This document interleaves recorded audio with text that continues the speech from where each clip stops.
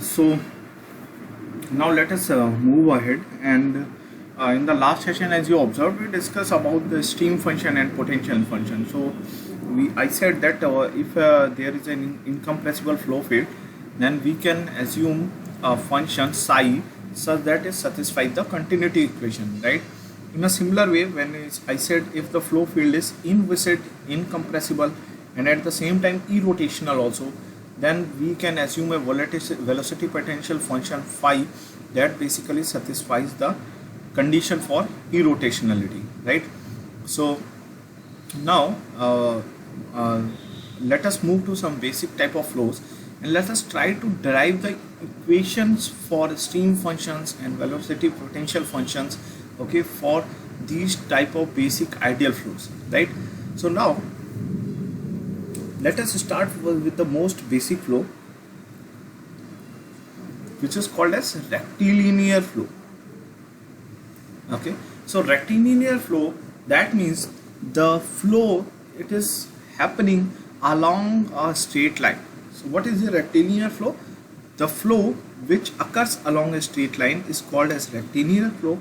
And the second thing is, obviously, if all the fluid particles or fluid elements, they are moving along a streamline, that means the velocity vector,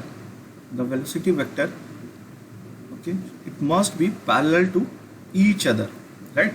So the velocity vector of, let's say, the fluid element at this position and at this position and this position, or let us say at this position and this position and this position, all these velocity vectors, they should be parallel to each other. Now let us try to find out the equation for streamline. First of all, let us consider the equation for streamline in this case, right? So first of all, so as we know that the streamline, okay, the streamline, it can be expressed in terms of the x and y components of velocity like this, right? So u is equal to delta psi by delta y, and v equal to minus delta psi by delta x, right? Now just rearrange this equation in this form, that is delta psi by delta y is equal to u, and delta psi by delta x is equal to minus v. So now it's very easy, since we are interested to actually calculate or find the equation for streamline and equipotential line, right? So in the case of a rectilinear flow, so now we will simply integrate this equation. So first equation we have psi is equal to u y plus fx plus c1, and the next equation we have psi is equal to minus vx plus fy plus c2. So very easy, like you are just integrating these two equations, right? So then we will obtain these two equations. Now if we compare these two equations, then we can directly write down, right? If we compare these two equations, then we see that the fx and fy, they are nothing, they will be just some new constants, right? They will be just some new constants, and finally we can actually write down this equation. Let's say you just equated this, okay, and finally let's say you have this fx and fy. So this equality, it will hold true only when this fx is and fy, they are again a constant terms, right? So ultimately you will have psi is equal to uy minus vx plus c, or you can very simply assume that now your u, it is just a let's say function of here y only, right? So this u, if let's say you assume simply is something constant, that is u equal to u naught and v equal to v naught, nothing else. So you are assuming both of them constant, so these will becomes, again these terms will, they are going to, okay, be zero. These terms are going to be eliminated, because ultimately you are taking the partial differential of u, and when you said u is a constant, then it is simply u naught y, nothing else, right? So let me put it here. So this is u naught and this is v naught x plus c. Now the equation, let us come to the equation for equipotential line. Okay, so the equation for equipotential line, again we know that u is equal to minus delta phi by delta x, and v is equal to minus delta phi by delta y. So if you remember this equation, that we simply said that the velocity potential function, it is related to the velocity vector in this way, that velocity vector is gradient of this velocity potential function phi. So now from here we have u equal to minus delta phi by delta x and v equal to minus delta phi by delta y. Again we will simply integrate these two equations. So again we have phi is equal to minus ux plus fy plus c1, because this is partial differential, and we can assume that this u, let's say if it is a function of both x and y, then in that case we will write down in this way, right? Phi is equal to minus ux plus fy plus c1, and again from this equation phi is simply, since we are integrating with respect to delta y, so minus vy plus fx plus c2. So now this here, this function fx will come. So let us say again, if we assume that u is also constant and this v is equal to also constant, they both are constant, right? So in that case we can simply eliminate this fx and fy terms, and we can simply write down that phi is equal to minus u naught x minus v naught y plus some new constant c dash.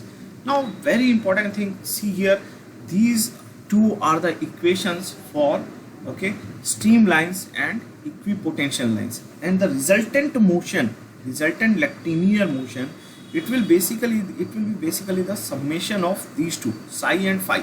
So you can assume, let's say this flow field you are seeing here, so you can assume your streamline like this, right? Psi 1, psi 2, psi 3, psi 4, and where will be your equipotential line? We know that equipotential line are orthogonal to the streamline, right? So this will be phi 1, phi 2, phi 3, and I am assuming that, okay, this is a case of rectilinear flow, and let us say in under special circumstances I am assuming that u and v, both components of velocity, they are going to remain constant, right? So now if let's say v equal to 0, so this is a simple representation. In some special case, if we assume that the v component of velocity is 0, so it is very obvious, once the v component of velocity is 0, that means no motion is along the y direction, no motion is occurring along the y direction, right? So very easy, that means now your streamlines will be just straight lines, right? And the velocity will be u naught. Okay, so in this case you can see that this psi streamline as well as this what equipotential line, they both are functions of just u naught only. Okay, so this will have, let's say like these fluid elements, they will move along the streamlines with velocity u naught, and then the equipotential line will be again this one. So equipotential line means along these lines, what is going to happen? Along these lines your velocity potential function phi is going to remain constant. So this is phi 1, phi 2, phi 3, and if you see here, this is psi 1, psi 2, psi 3, right? But let me mention one more thing, important thing. So try to interpret it into according to your own understanding. I will leave this to you. So think about this, that I am saying that the flow field, okay, the velocity vector, let's say if I consider a fluid element here, so it is going to move along the streamline.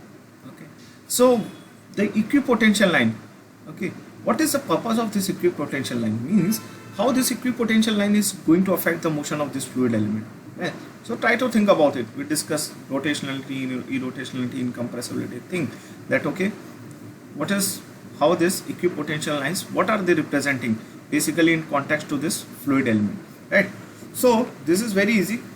Now let us, and in the same way you can imagine, let's say if the u component of velocity is 0, then you can form the equation for a streamline again, right? So here you see this u psi is just a function of this y only, right? So that's why psi is equal to, let's say some u naught y1, so this is an equation. Then psi equal to, let's say this is u naught y1 plus c, psi equal to u naught y2 plus c, right? And similarly, like this equipotential line, they will lie on the, okay, they will lie on the x-axis, and they will be parallel actually to the y-axis. So they are going to actually intersect the x-axis, but they will remain parallel to the y-axis. So this is simple mathematics. You can easily understand that how to plot these two equations, this one and this one, right? Now let me move to some complex or some different kind of flows which till now we have not heard, right? So till now we have discussed about uniform flow, rectilinear flow, non-uniform flow, right? We discuss about, okay, rotational flow as well, like vortex flow, free vortex flow, force vortex flow, but this is very different. So let us try to understand this. Now these two are source and sink flow. These two are very special cases, and let us understand what is a source and what is a sink flow. Okay, so source simply represents that something is originating from a particular point. So it is very obvious that in this case the flow field or your fluid, it is originating from a particular point, right? Nothing else. So this is source. And sink means your flow field, or you can say the fluid particles, they are converging to a particular point. Okay, so they are moving towards a particular point, right? So now let us first start with source flow. So flow, very important, flow in which streamlines emerge from a point along the radial directions in a uniform manner, right? So let us say this is my point, and from here the fluid particles, or let's say very easily, because we know ultimately the fluid particles, they are going to move along the streamlines. So the streamlines will be emerging from a particular point. So if you remember, we discussed that for a free and a force vortex flow. So many times the students, they get confused between source and sink and vortex flow. Vortex flow is different. Vortex flow, the streamlines are what? Concentric circles. But here streamlines are what? Here streamlines are simply, okay, straight lines that are originating from a particular point, right? They are not concentric circles. Always remember this thing. Okay, so later on we will see, we can appreciate after 3-4 slides, you can appreciate that again you can draw concentric circles here, but those concentric circles in this case, they will not be streamlines, they will be something else. So we will be coming to that. So how do we basically represent a source flow? So a source flow is represented by a very important term which is called as strength. So now what is this strength? So strength is nothing. So let's say if you see this thing in a two-dimensional plane, right, then you will see that okay, all the fluid particles or the streamlines, they are originating from this particular point, right? But just assume this thing, all this thing in a, let's say, three-dimensional views, and then you can appreciate that if you draw a, let's say, line perpendicular to this, right, a line perpendicular to the plane of PowerPoint presentation, then we can basically realize that this is not actually a point, this is actually a line, right? So a line passing through this center, and then okay, with this line at the center, all these streamlines, they are originating. So if you can imagine this in a, let's say, three-dimensional view, right? So but always remember that all these radial lines, they are originating in a particular plane only. So you are shifting just this plane along a direction which is perpendicular to the plane of PowerPoint presentation. So you are shifting this entire plane in which the radial lines are lying in a direction perpendicular to the plane of PowerPoint presentation. Okay, so now, so let us move to this. What is the strength? So now you can imagine this thing, this entire thing, as a cylinder. Okay, you can imagine that okay, this can be represented as a cylinder, and the fluid particle, it is crossing the cylinder, right, at a particular moment of time, right? So now the mass flow rate, okay, crossing any cylindrical surface of radius r and unit length, very important, the mass flow rate crossing any cylindrical surface of radius r and unit length, it is referred to the strength. Okay, so a source flow is defined by a term which is called as the strength. And what is strength? Strength is nothing, the mass flow rate, okay, the mass flow rate of the, you can say, the source flow, right? So what is this source flow? You can imagine the source flow that okay, there are certain amount of fluid which is crossing, let's say, a particular cylindrical surface, and we are assuming that okay, in this particular cylindrical in this particular cylinder, that all that fluids, okay, that is originating from the, let's say, central line, or from the central axis of that cylinder, nothing else, right? So now finally we will have m is equal to mass flow rate. If let's say the density of fluid is rho, then multiplied by, now surface area, very easy, 2 pi r. We generally write down this equation, if you remember, rho av, right? So nothing else, so rho into 2 pi r. Okay, now this is Vr, very important. Okay, so in place of V, you have to put Vr. Area is area of cylindrical surface, that is 2 pi RH, you all know. So the length we are taking as unity, so this is simply 2 pi r into 1, right? And this is very important. Here I am taking Vr. So what is this Vr? Vr is basically the radial velocity. That means the velocity along the radius of this okay, of the source flow, right? So that is simply the velocity along this radial lines, nothing else, right? So this is called as a strength, and the source strength is basically denoted by this one, that is K is equal to mass flow rate divided by 2 pi rho, right? So you can imagine that this source strength is simply defined as the mass flow rate per unit surface area, right? So now this could be now further represented as K is equal to, now see here that this term is nothing if you go back to our this equation. So this term is nothing, this is simply VR multiplied by R, then VR is simply K by R. Now this is very important, this is where the students get confused. If you remember, what is this? So this is similar to the equation for a free vortex flow, right? So in a free vortex flow also you will find that, okay, this the radial there the tangential velocity, it is inversely proportional to the radius. So always remember, means try to differentiate between these two, never get confused. So in a free vortex flow, if you remember, basically v theta is inversely proportional to the radius, but here what is happening, here the radial velocity is inversely proportional to the radius, okay? And what happens to v theta? So we will see it later. So now let us say the equation for a streamline. Let us try to understand how to derive the equation for a streamline. So again, if you move back to your rectilinear motion, so how did you find out the equation for a streamline? You simply took this thing, right, in the Cartesian coordinate system, and you simply integrated. But here the only difference is, now again you will do the same thing, but now you will do it in a cylindrical coordinate system, right? So whenever you talk of vortex flow, free vortex flow, force vortex flow, source flow, sink flow, then you need to actually switch to cylindrical coordinate system. But it is not like that you cannot express this thing in Cartesian coordinate. It is possible to express this in Cartesian coordinate as well, because this r is nothing. This r, if you let's say take here at this point, so this r vector is nothing, this is x vector, and this is like, if you move along this distance, this is x, if you move along this is y. So r is simply x square plus y square, square root of x square plus y square by Pythagoras theorem, nothing else, right? But for our convenient, for our simplicity, we will represent this in a cylindrical coordinate system. So if you see here that in a cylindrical coordinate system, right, so this VR, okay, so here VR is equal to 1 by R delta psi by delta theta, and v theta is equal to minus delta psi by delta r, okay? Now this is very important.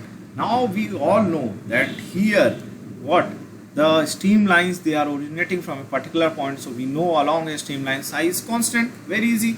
So that was delta psi by delta r, that is going to reduce to 0 because the streamlines are along the radial direction, and we know along the radial direction this psi is going to remain constant, right? So now this will reduce to 0.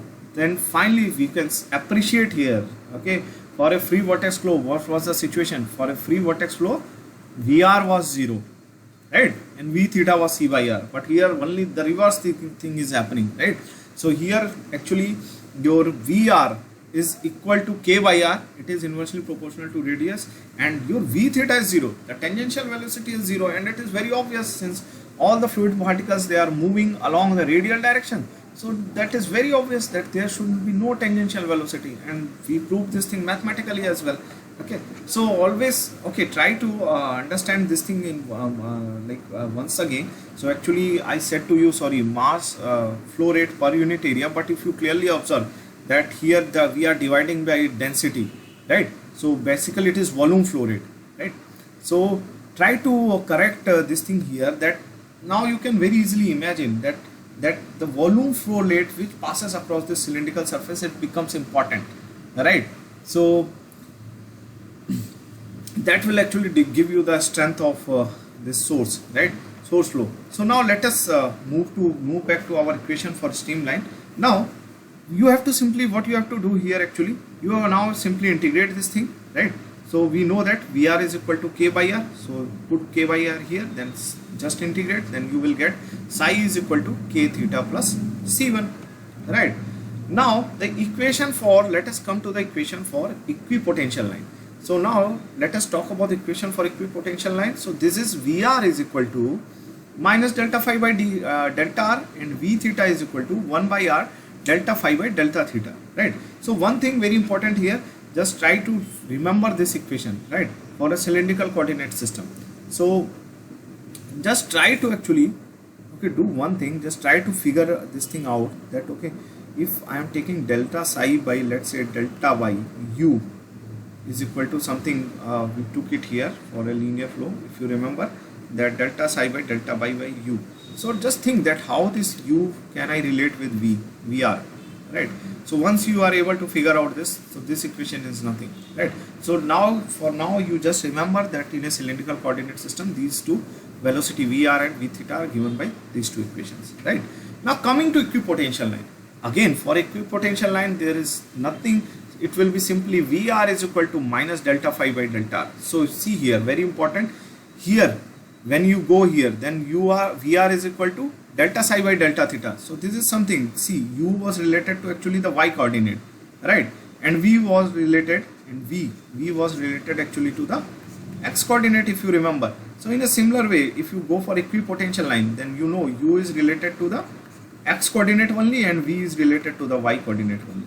So this is something like that, right? So here again you see here, this vr, it is directly related to the radial coordinate, and this v theta is directly related to the where theta coordinate, right? Nothing else. So this is the equation for equipotential line. Again, very important. Now for equipotential line, phi will remain constant.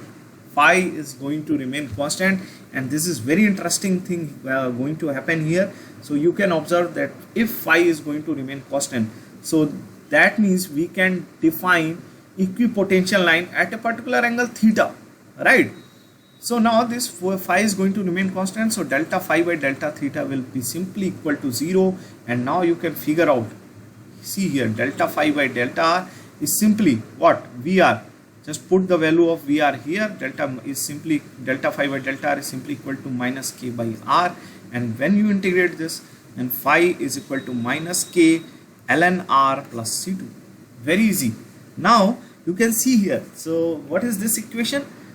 What is this equation? If you very clearly observe here, that since your phi is constant, then this r, okay, I'm sorry, so this r is also going to remain constant, okay, if your phi is constant, and this is possible only when you draw concentric circles, right? So when you draw concentric circles with the center, okay, at the source, so generally this is called as source, right? So see, very interesting thing. Now these lines, when you will find that these concentric circles, they will always be orthogonal to this, streamlines, right, the radial lines, right? So this is very important. So this kind of flow is called as source flow, in which basically the equipotential lines are concentric circles, right? And in a free vortex flow, if you remember, we said that the streamlines are concentric circles, right? So now these two streamlines, right, that means this radial line, streamline, and equipotential line, they are going to intersect each other at 90 degrees. So this is very obvious from this equation. This is nothing. This is the equation of a circle, let's say, with a particular radius. So let's say if you take here r1, then phi is equal to what? Nothing, minus k ln r1.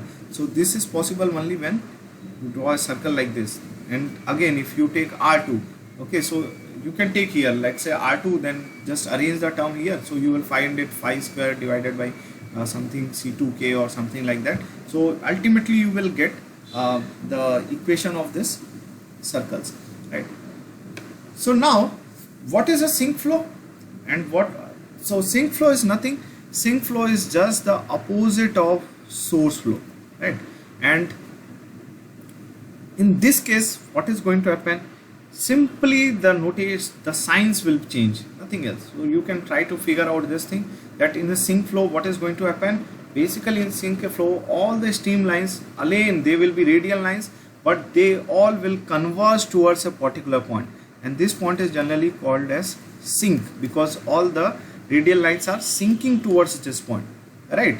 So now very easily you can imagine here that your velocity vector or all the fluid elements, they are basically going to move along, okay, move towards a particular center. Okay, that center is called as sink.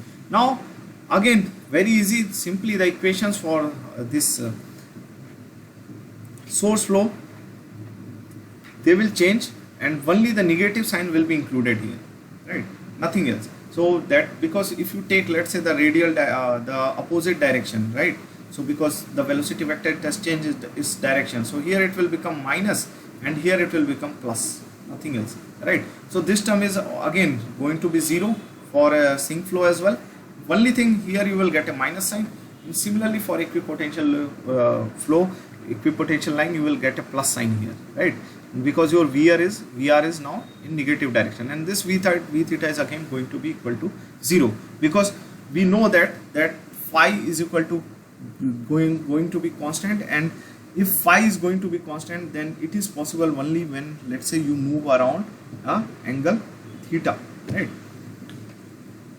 Now let us discuss a few things about vortex flow as well, right. So now, what is a vortex flow? We already discussed, right, that a vortex flow, streamlines are concentric circles. Now in a vortex flow, one thing I am going to mention, very important thing, that initially we used to define a vortex flow as V theta by C by R. So this C, now I am going to replace with a new term which is given by C is equal to gamma by 2 pi.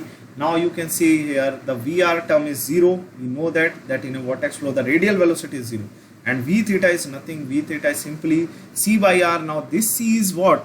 This C is gamma divided by 2 pi. So that's why I discussed with you the concept of circulation, right. So now, very important thing, now the equation for a streamline, it will be simply psi is equal to minus gamma divided by 2 pi ln R plus C1. So you can actually find out this equation very easily by using what?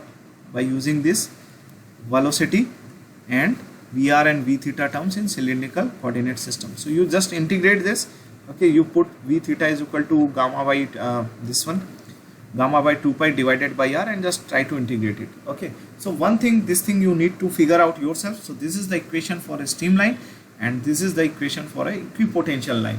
Now you see here that in a vortex flow, this will be your concentric circle, this is your streamline, very important, right. And where is your equipotential line? So this one is your equipotential line, these radial lines, okay. So the whole thing changed, right. So you saw in a source and sink flow, what happened? The radial lines, they were the streamlines, and the concentric circles, they were the equipotential lines. And in a vortex flow, ultimately the whole idea changed, right. In a vortex flow, what happened? In a vortex flow, the streamlines, they become the concentric circles, and the equipotential lines, they become the radial lines, right. Now I would like to figure out yourself that how I came to this equation, that this constant should be gamma divided by 2 pi. So how will you figure out this thing? You all know that gamma is what? A contour integral, right, and then multiplied by V vector n vector ds, V dot n vector ds, right. So what is a contour integral? So very easily you can see, let's say this is my contour, and now let's say I have taken an element here, ds element here, and let us say if this is any distance r or whatever, now just you move around the contour. So that means this line, it is going to rotate through an angle of 2 pi. Now just try to figure out this yourself, that if it is a complete concentric circle and with V theta, right, so V theta is equal to C by R, right. So put the value here and try to check it out yourself, that how I arrived at this C equal to gamma by 2 pi. So this is the whole idea about the stream function and equipotential function equations, right, for uniform rectilinear flow. So remember that a rectilinear flow can be non-uniform also because of this convective acceleration, right, even if we assume it in a steady state. But if convective acceleration is there, then it could happen that a rectilinear flow can be non-uniform. But I am assuming that if the rectilinear flow is uniform, right. So we saw the psi 5 equations for let's say rectilinear and uniform flow, then we saw it for a source and sink flow, then we saw it for a vortex flow.